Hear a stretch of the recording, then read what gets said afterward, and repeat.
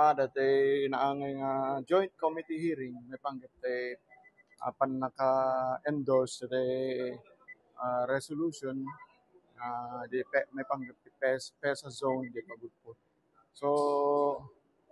idi ngamin ada reservation si dadto mabukal.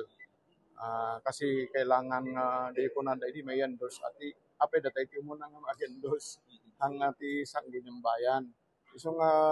sige ko na ni ako vice government kandak hearing na iso dati naangay. Ket ijay nga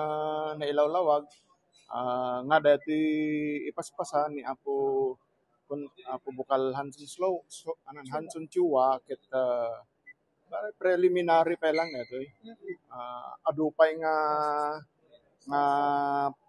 phases pagdalanan na datoy tati concern ko nga minidimet kas may isa nga taga umilit ipagudpod syempre kailangan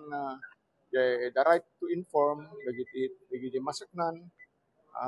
dagiti parte dagiti propose nga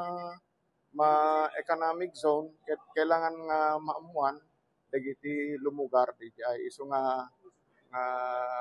may isa nga sinaludsod kutot tayo ket sinumbatan met ni Apo Ma'am Soya nga DJ ket hamet pay nga initial met pay laeng panangipakita lang iti suporta nga DJ project proposal nga agbalin nga PESA zone iti pagudpod ket